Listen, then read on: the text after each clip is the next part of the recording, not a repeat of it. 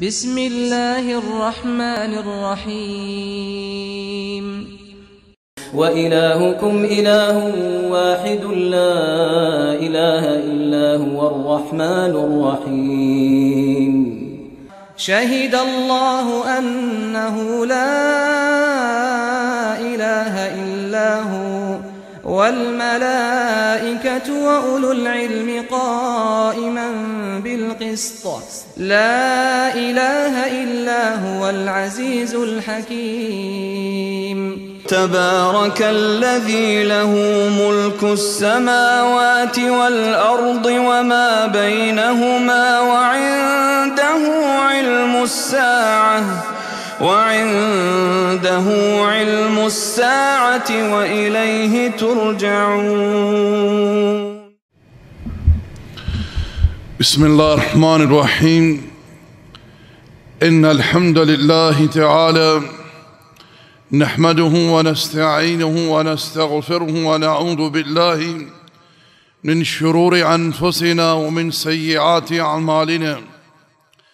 من يهده الله فلا مضل له ومن يضلل فلا هادي له وأشهد أن لا إله إلا الله وحده لا شريك له وأشهد أن محمدًا عبده ورسوله صلى الله عليه وعلى آله وصحبه أجمعين. أما بعد. عزیزان ملت، آج اس نشست میں اللہ جل وعلا کی توفیق سے ہم جس عنوان پر گفتگو کرنے کی سعادت حاصل کر رہے ہیں وہ ہے معبود کون ہوتا ہے. میں اللہ جل وعلا کی بارگاہ میں التجا کرتا ہوں کہ رب ذوالجلال اپنے فضل و احسان اور اس کی توفیق سے مجھے حق گوئی کی توفیق عطا فرمائے، اور جہاں تک میری آواز پہنچے تمام سننے والوں کو اللہ جل وعلا حق پر ایمان و عمل کی توفیق عطا فرمائے. میں اپنے بیان کا آغاز کرنے سے پہلے تمام اہل اسلام سے دل کی گہرائیوں سے یہ گزارش کرتا ہوں کہ اللہ تعالیٰ کی خوشنودی کے لیے اس سے اجر و ثواب حاصل کرنے کے لیے اس بیان کو ایک مرتبہ سنیں. علماء سے بھی میری گزارش ہے وہ بھی، کیونکہ علماء کا سننا میرے لیے باعث رحمت ہے، کیونکہ علماء سنیں گے تو میری اصلاح ہوگی. اسی طرح متعلمین طالبہ سنیں گے، ممکن ہے کہ اللہ جل وعلا کسی کو نفع عطا فرمائے اپنے فضل و احسان سے، اور اس سے انشاءاللہ جل وعلا مجھے اللہ سے امید ہے کہ اللہ تعالی مجھ پر احسان کرتے ہوئے، فضل کرتے ہوئے مجھے اجر عطا فرمائے گا. تو بھائیو، آئیے اپنے موضوع کی طرف. جیسا کہ میں نے ابتداً عرض کیا ہے کہ آج کی نشست میں ہمارا عنوان ہے کہ معبود کون ہوتا ہے. دراصل ہمارے ہاں اسلامی معاشرے میں لوگ یہ سمجھتے ہیں کہ جس کے لیے نماز، روزہ، حج، زکوٰۃ ادا کیے جائیں معبود فقط وہی ہوتا ہے. حالانکہ کلمہ معبود بڑے وسیع معنی کو اپنے اندر سمیٹے ہوئے ہے، اور یاد رکھیں جب تک ہم بحیثیت مسلمان اس کلمے کو، کلمہ معبود کو نہیں سمجھیں گے، نہیں جانیں گے، تب تک ہم اللہ جل وعلا کے فرموزات پر عمل نہیں کر سکیں گے. جیسا کہ اللہ جل وعلا کے ارشاد ہے يا أيها الناس اعبدوا ربكم الذي خلقكم والذين من قبلكم لعلكم تتقون. وقول الله تعالى واعبدوا الله ولا تشركوا به شيئا. وقول الله تعالى وقضى ربك ألا تعبدوا إلا إياه. وقول الله تعالى وما خلقت الجن والإنس إلا ليعبدون. تو اس لیے میرے بھائیو ہم سب کا اس کلمہ معبود کو سمجھنا نہایت ضروری ہے۔ پیارے بھائیو، یہ بات میں آپ لوگوں کی گوش گزار کرتا چلوں کہ وہ لوگ جن کی طرف امام الانبیاء سید اولاد آدم محمد رسول اللہ صلی اللہ علیہ وسلم دعوت توحید کا پیغام لے کر آئے، وہ اس کلمہ معبود کو اچھی طرح سمجھتے تھے۔ جب نبی علیہ السلام نے ان سے فرمایا قولوا لا الہ الا اللہ تفلحوا، لا الہ الا اللہ کا اقرار کر لو، اعتراف کر لو، کامیاب ہو جاؤ گے۔ جانتے ہیں آپ لوگ ان مشرکین نے نبوت کے سامنے کیا کہا؟ آپ کو کیا جواب دیا؟ اجعل الآلہۃ الہ واحد ان ھذا لشیء عجاب، کہ آپ نے کیا کیا ہے کہ تمام معبودوں کو چھوڑ کر ان کا انکار کر کے ایک معبود مقرر کر دیا ہے۔ تو پتہ کیا چلا کہ مکے کے مشرک اس بات کو جانتے تھے کہ کلمہ معبود کا کیا معنی ہے، کیا مفہوم ہے۔ اگر ہم نے لا الہ الا اللہ کا اقرار کر لیا تو ہم پر کیا لاگو ہوگا۔ مگر افسوس کے ساتھ آج کثیر تعداد اہل اسلام کی اس کلمے کو پڑھتی ہے، اس کا ورد کرتی ہے، صبح و شام پڑھتی ہے، لیکن اس کلمہ توحید لا الہ الا اللہ کا جو صحیح معنی اور مفہوم ہے اکثریت اس کو نہیں جانتی۔ میرے بھائیو، یاد رکھیے کہ اللہ جل وعلا اس کائنات کا الہ الحق ہے۔ وَهُوَ الَّذِي فِي السَّمَاءِ إِلَٰهٌ وَفِي الْأَرْضِ إِلَٰهٌ وَهُوَ الْحَكِيمُ الْعَلِيمُ۔ وہ اللہ ہی ہے جو آسمانوں میں معبود ہے، جس کی عبادت کی جاتی ہے، وہی اللہ زمین پر معبود ہے جس کی عبادت کی جاتی ہے۔ قول اللہ تعالی وَإِلَٰهُكُمْ إِلَٰهٌ وَاحِدٌ لَا إِلَٰهَ إِلَّا هُوَ الرَّحْمَٰنُ الرَّحِيمُ۔ تمہارا الہ، تمہارا معبود ایک ہی ہے اور وہ اللہ ہے جو مہربان ہے، رحم فرمانے والا ہے جل وعلا۔ اور ایک جگہ اللہ جل وعلا نے ارشاد فرمایا فَاعْلَمْ أَنَّهُ لَا إِلَٰهَ إِلَّا اللَّهُ، جان لو، اچھی طرح سمجھ لو، اس بات کا علم حاصل کر لو کہ اللہ کے سوا کوئی معبود حق نہیں۔ اور خود رب ذوالجلال قرآن میں اس عظیم کلمہ توحید کی گواہی دیتے ہوئے ارشاد فرماتا ہے شہد اللہ انہ لا الہ الا ہوا، اللہ گواہی دیتا ہے کہ اس کے سوا کوئی معبود حق نہیں۔ والملائکہ، تمام فرشتے گواہی دیتے ہیں۔ وَأُولُو الْعِلْمِ قَائِمًا بِالْقِسْطِ، اور اہل علم اس بات کے گواہ ہیں کہ اللہ کے سوا کوئی معبود حق نہیں۔ میرے بھائیو، اللہ جل وعلا اس کائنات کا معبود ہے جس کی عبادت کی جاتی ہے۔ تمام خلق طوعاً و کرہاً اس کی عبادت کرتی ہے، اس کے سامنے سجدہ ریز ہوتی ہے جل وعلا کے سامنے۔ اور اللہ رب العالمین اس کائنات کا محمود ہے جس کی ہر وقت، ہر جگہ، ہر زبان میں تعریف کی جاتی ہے جل وعلا کی۔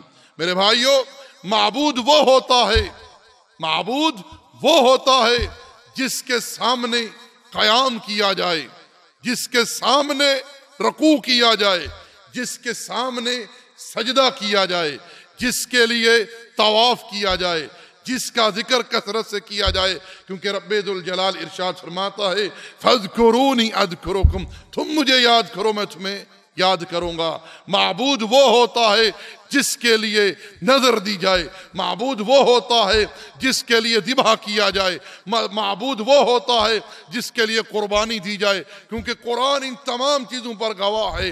رب ذوالجلال ارشاد فرماتا ہے إِنَّا آتَيْنَاكَ الْكَوْثَرَ فَصَلِّ لِرَبِّكَ وَانْحَرْ، ہم نے آپ کو کوثر عطا کی ہے، آپ اپنے رب ہی کے لیے نماز پڑھیں اور قربانی کریں۔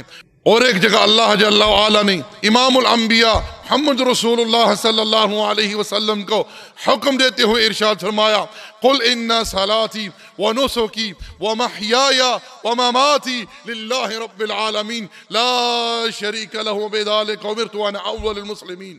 آپ کہہ دیجئے کہ میری نماز، ہر قسم کی نماز، میری قربانی، ہر قسم کی قربانی، میرا جینا، میرا مرنا ایک اللہ جل وعلا کے لیے ہے جس کا کوئی شریک نہیں، وحدہ لا شریک ہے، اور اس بات کا رب ذوالجلال نے مجھے حکم دیا ہے۔ معبود وہ ہوتا ہے جس پر توکل کیا جائے، وعلی اللہ فتوکلوا ان کنتم مؤمنین، اللہ ہی پر توکل کرو اگر تم مومن ہو۔ جس نے اللہ پر توکل کیا اس کے بارے میں رب کیا ارشاد فرماتا ہے، وَمَن يَتَوَكَّلْ عَلَى اللَّهِ فَهُوَ حَسْبُهُ، جو اللہ پر توکل کرے اللہ اس کے لیے کافی ہو جاتا ہے۔ اللہ کا تقوی اختیار کرے، وَمَن يَتَّقِ اللَّهَ يَجْعَل لَّهُ مَخْرَجًا، جو اللہ سے ڈرتا ہے اللہ کا تقوی اختیار کرتا ہے، رب ذوالجلال اس کے لیے راستے کھول دیتا ہے۔ معبود وہ ہوتا ہے جس سے ہر قسم کی امیدیں وابستہ کی جائیں۔ مثلا اگر کسی کا اولاد نہیں ہو رہی، عرصہ گزر گیا، سالوں گزر گئے، اس کے ہاں اولاد نہیں ہو رہی، مگر اسے اللہ ہی سے امید ہے، اللہ ہی اولاد دے گا، اللہ ہی رزق دے گا، اللہ ہی نوکری دے گا، اللہ ہی عزت دے گا، اللہ ہی میری مدد کرے گا، وہ ہر معاملے میں اللہ سے امیدیں وابستہ کرتا ہے، کیونکہ رب ذوالجلال یہ فرماتا ہے، للہ ملک السماوات والارض یخلق ما یشاء، زمین اور آسمان کی بادشاہت اللہ ہی کے لیے ہے، یہب لمن یشاء اناثا ویہب لمن یشاء الذکور او یزوجہم ذکرانا واناثا ویجعل من یشاء عقیما انہ علیم قدیر۔ وہ جسے چاہتا ہے جل وعلا بیٹیاں عطا کرتا ہے، جسے چاہتا ہے بیٹے عطا کرتا ہے، جسے چاہتا ہے بیٹے اور بیٹیاں ملا کر دیتا ہے، جسے چاہتا ہے عقیم رکھتا ہے، بھانج رکھتا ہے، اولاد دیتا ہی نہیں، کیونکہ وہ ہر چیز کے جاننے والا اور ہر شے پر قادر ہے تقدس و تعالی۔ اسی طرح دوستو معبود وہ ہوتا ہے جس کو ہر جگہ، ہر وقت، ہر زبان میں پکارا جائے، اور یہ اللہ رب العالمین کی صفت ہے۔ اللہ جل وعلا ارشاد فرماتا ہے، وَقَالَ رَبُّكُمْ ادْعُونِي أَسْتَجِبْ لَكُمْ إِنَّ الَّذِينَ يَسْتَكْبِرُونَ عَنْ عِبَادَتِي سَيَدْخُلُونَ جَهَنَّمَ دَاخِرِينَ، اور تمہارا رب کہتا ہے مجھے ہی پکارو، مجھ سے ہی دعائیں کرو، جو لوگ مجھے پکارنے سے تکبر کرتے ہیں میں ایسے لوگوں کو رسوا کر کے جہنم میں داخل کروں گا۔ اسی طرح میرے بھائیوں معبود وہ ہوتا ہے جو نفع یا نقصان کا اختیار رکھے، معبود وہ ہوتا ہے جس کو مشکل وقت میں پکارا جائے، جس کے سامنے التجا کی جائے، جس کے سامنے اپنی جو ہے حاجات رکھی جائیں، وہ معبود ہوتا ہے۔ اس بات پر قرآن گواہ ہے۔ اللہ جل وعلا نے قرآن مجید میں ایک مقام پر ارشاد فرمایا، اَمَّن يُجِيبُ الْمُضْطَرَّ اِذَا دَعَا وَيَكْشِفُ السُّوءَ وَيَجْعَلُكُمْ خُلَفَاءَ الْأَرْضِ أَإِلَٰهٌ مَّعَ اللَّهِ، کون ہے جو بے قرار کی پکار کو سنتا ہے جب وہ بے قراری میں اسے پکارتا ہے اور اس کی مشکل کو دور کرتا ہے؟ کون ہے جو تمہیں زمین کا خلیفہ بناتا ہے؟ أَإِلَٰهٌ مَّعَ اللَّهِ، کیا یہ کچھ کرنے والا اللہ کے سوا کوئی اور معبود ہے؟ قَلِيلًا مَا تَذَكَّرُونَ، تم بہت کم ہی نصیحت پکڑتے ہو اس بات سے۔ اسی طرح اللہ جل وعلا نے صاحب یاسین کا قصہ سورہ یاسین میں ذکر فرمایا ہے، جس کو قوم نے شہید کر دیا۔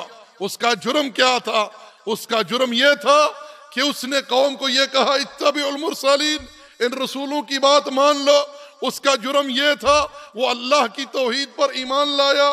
اس کا جرم یہ تھا کہ اس نے شرک کی اور اہل شرک کی تردید کی، اور اس نے قوم سے کہا اَأَتَّخِذُ مِن دُونِهِ آلِهَةً، اور تم نے ٹھہرا لیے ہیں اللہ کو چھوڑ کر ایسے معبود۔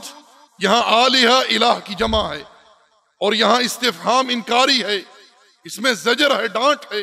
اس نے قوم کو سمجھاتے ہوئے یہ بات کہی، کیا تم نے مقرر کر لیے ہیں اللہ کو چھوڑ کر ایسے معبود؟ إِن يُرِدْنِ الرَّحْمَنُ بِضُرٍّ لَا تُغْنِ عَنِّي شَفَاعَتُهُمْ شَيْئًا وَلَا يُنْقِذُونَ، اگر اللہ جل وعلا جو صفت رحمت سے متصف ہے ارادہ کر لے. ارادے سے مراد ارادہ کونی و قدری ہے جو اٹل ہوتا ہے. اللہ ارادہ کر لے مجھے کسی نقصان پہنچانے کا، یہ تمہارے جو معبودان باطلہ ہے نہ اس نقصان کو روک سکتی ہیں، نہ مجھے بچا سکتی ہیں، اور نہ ہی ان کی شفاعت کسی کام آئے گی. یہاں میں توجہ چاہوں گا، یاد رکھیں اس دور کے مشرک کافر جن کو ما سوا اللہ کے معبود ٹھہراتے، وہ ان کے بارے میں نفع یا نقصان کا عقیدہ رکھتے، ان کے بارے میں یہ تصور رکھتے کہ ہمارے لیے یہ نفع رکھتی ہیں، نقصان کا اختیار رکھتی ہیں، ہماری مدد کرتی ہیں، ہماری حاجات ہمیں عطا کرتی ہیں. اسی لیے تو اللہ جل وعلا نے یہاں عبادت کا ذکر نہیں کیا بلکہ اس فعل کا ذکر کیا جو ان کے ذہن میں اپنے معبودان باطلہ کے متعلق تھا. کیا کہ اگر اللہ ارادہ کر لے مجھے کوئی نقصان پہنچانے کا ہے، ان کی کوئی قوت اور طاقت نہیں، یہ مجھے بچا نہیں سکتے، نہ ہی اس نقصان کو یہ روک سکتے ہیں، اور نہ ہی ان کی شفاعت کسی کام آنے والی ہے. تو پتہ کیا چلا، جو شخص ما سوا اللہ جل وعلا کی کسی کو مشکل کشا، حاجت روا، دستگیر، داتا، غوث آدم ان صفات سے متصف کرے تو سمجھ لو کہ اس نے ان ہستیوں کو ما سوا اللہ کے اپنا الہ، اپنا معبود مقرر کر لیا ہے. چاہے وہ اس بات کا اقرار اعتراف نہ ہی کرے، لیکن اس کی عقیدے نے، اس کے منہج نے اس بات کا اظہار کر دیا ہے. اللہ جل وعلا نے سورۃ الانبیاء میں یونس علیہ السلام کے متعلق کیا فرمایا کہ جب وہ مچھلی کے پیٹ میں گئے، آزمائش آئی ان پر، وہاں کیا ہوا؟ یونس نے کس کو پکارا؟ قرآن اس چیز پر گواہ ہے، فَنَادَى فِي الظُّلُمَاتِ أَن لَا إِلَهَ إِلَّا أَنْتَ سُبْحَانَكَ إِنِّي كُنْتُ مِنَ الظَّالِمِينَ. پکارا اس نے، ندا دی اس نے کہ اللہ تو ہی معبود حق ہے، تیرے سوا کوئی معبود نہیں، بے شک میں نے ہی اپنے اوپر ظلم کیا، تو اللہ پاک ہے. میرے بھائیو، میرے دوستو، اب وہاں مشکل وقت میں مچھلی کے پیٹ کا اندھیرا، سمندر کی تہہ کا اندھیرا، یونس علیہ السلام کا عقیدہ، منہج کیا کہہ رہا ہے؟ یہاں میری حاجت روائی کرنے والا، مشکل کشائی کرنے والا، میری دستگیری کرنے والا، میری پکار سننے والا غوث آدم، مجھے یہاں سے نجات عطا کرنے والا میرا داتا، وہ اللہ ہی ہو سکتا ہے جو میرا معبود ہے. یاد رکھیں، اگر آج کوئی جناب علی کو مشکل کشا کہے، سمجھ لو کہ اس نے علی کو اپنا معبود مانا. اگر کوئی بابا حجویری کو داتا کہے، رب کعبہ کی قسم ہے اس نے بابا حجویری کو اپنا معبود کہا. اگر کوئی شیخ عبد القادر جیلانی کو غوث آدم کہے تو سمجھ لو کہ اس نے بابا جیلانی کو اپنا معبود مانا. اگر کوئی معین الدین چشتی کو دستگیر کہے تو سمجھ لو کہ اس نے اسے اپنا معبود مانا. اگر وہ اس بات کا اقرار و اعتراف نہ بھی کرے، لیکن اس کی عقیدے نے، اس کے منہج نے اس بات کا بالکل سورج کی روشنی کی مانند اعلان و اظہار کر دیا ہے. آپ لوگ جانتے ہیں جب غزوہ احد ہوئی، جب خالد بن ولید رضی اللہ تعالیٰ عنہ جس وقت اسلام نہیں لائے تھے، انہوں نے گھاٹی کی آڑ سے دوبارہ مسلمانوں پر حملہ کر دیا. مسلمانوں کی فتح وقتی طور پر شکست میں تبدیل ہوئی ہے، اور اس وقت یہ خبر پھیل گئی کہ اللہ کے رسول علیہ السلام کو شہید کر دیا گیا ہے. اس وقت ابی سفیان کو اسلام نہیں لائے تھے، کفر کی حالت میں تھے. ایک جگہ نمودار ہوئے، کیا کہنے لگے؟ او لہبل، او لہبل. نبی صلی اللہ علیہ وسلم نے کیا فرمایا؟ اس کو جواب دو، اللہ اعلی و اجل. پھر اس نے کہا لا نعزا ولا لکم عزا، یعنی ہمارا مددگار، ہمارا کارساز کون ہے؟ عزا ہے. اور عزا کا بت ان کے ساتھ وہاں نہیں تھا، وہ تو مکے کی سرزمین کی طرف تھا، اور وہ لوگ لڑنے کے لیے مدینہ کی طرف آئے تھے. یعنی مشرکین یہ عقیدہ رکھتے تھے کہ اتنی دوریوں پر ہمارے معبودان جو ہیں، ہمارے الہ جو ہیں، الہ باطلا ہماری مدد کو پہنچتی ہیں، ہماری نصرت کرتے ہیں، ہمارے کارساز ہیں، اس وقت زبان نبوت نے کیا ارشاد فرمایا کہ ان کو جواب دو، اللہ مولانا ولا مولا لکم، ہمارا مولا، ہمارا کارساز، ہمارا مددگار اللہ ہے، تمہارا کوئی مولا نہیں۔ تو اس سے کیا پتا چلا کہ مشرکین دور سے اپنے آلیہ کو، معبودوں کو پکارتے تھے، ان کو نفع یا نقصان کا مختیار سمجھتے تھے، حاجت روا مشکل کشا سمجھتے تھے۔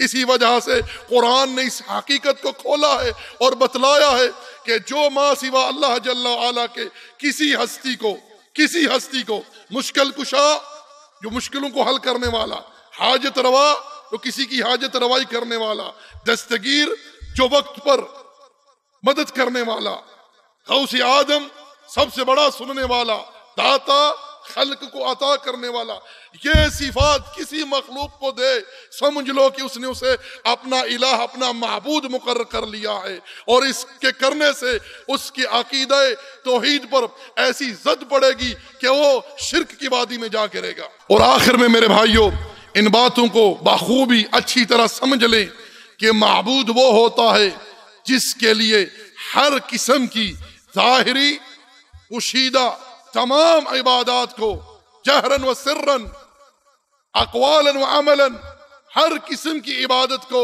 خاص کیا جائے، جس سے سب سے بڑھ کر محبت کی جائے۔ اللہ جل وعلا ارشاد فرماتا ہے وَمِنَ النَّاسِ مَن يَتَّخِذُ مِن دُونِ اللَّهِ أَندَادًا يُحِبُّونَهُمْ كَحُبِّ اللَّهِ وَالَّذِينَ آمَنُوا أَشَدُّ حُبًّا لِلَّهِ، لوگوں میں کچھ لوگ ایسے ہیں جو اللہ کو چھوڑ کر غیروں سے ایسی محبت رکھتے ہیں جن کو انہوں نے اللہ کا ند مقرر کیا ہوا ہے، ان سے وہ ایسی محبت رکھتے ہیں، حالانکہ ایسی محبت ان کو اللہ سے رکھنی چاہیے۔ اور فعلاً آج کل بہت سارے لوگ آپ کو نظر آئیں گے جو اپنے پیر و مرشد سے، اپنے اماموں سے وہ محبت رکھتے ہیں جو محبت ان کو اللہ رب العالمین سے ہونی چاہیے۔ مگر اہل توحید کی شان بیان کرتے ہوئے اللہ جل وعلا نے ارشاد فرمایا والذین آمنوا اشد حبا للہ، جن کے دل اللہ کی توحید سے منور ہیں وہ اللہ سے سب سے بڑھ کر محبت کرتے ہیں، اللہ سے سب سے بڑھ کر محبت کرتے ہیں۔ تو میری تمام اہل اسلام سے گزارش ہے کہ میرے بھائیوں، میرے دوستو، جہاں تک میری آواز پہنچی ہے، دل کی گہرائیوں سے ان باتوں کو سنیں اور سمجھیں اور ان کو آگے پہنچائیں۔ جو بندہ توحید کا دائی ہے اور توحید کے داعیوں کا معاون ہے، اس کے لیے قرآن نے سورہ یاسین کے ذریعے ہمیں 3 خوشخبریاں دی ہیں۔ آپ لوگوں نے ہمارے ایک درس میں جس کا عنوان یہ تھا، ایک تھا لکڑ ہارا، اس میں سنا ہوگا کہ قوم نے جب اس مرد مجاہد کو، حبیب نجار کو شہید کیا، پتھر مار مار کے اس کے اوپر چڑھ کر اسے دبایا، جیسے کہ ابن کثیر رحمہ اللہ نے اپنی تفسیر میں یہ بات تحریر کی ہے، اور ابن عباس رضی اللہ تعالی عنہما کے تعلق سے کہ جب وہ شہید ہوا تو اس کے پیٹ کی آنتیں جو ہیں پخانے کے راستے سے نکل گئیں۔ شہید ہوتے اس کا استقبال کیسے ہوا؟ پہلا انعام قیل ادخل الجنہ، جنت میں داخلہ، بما غفر لی ربی، اللہ نے گناہ بخش دیے، وجعلنی من المکرمین، عزت دار لوگوں میں شامل کیا، عزت دار لوگوں میں شامل کیا۔ یا اہل التوحید ہنیئا لکم، اہل توحید تمہیں مبارک ہو، عقیدہ توحید اور توحید کی دعوت تمہارے لیے یہ خوشخبریاں ہیں۔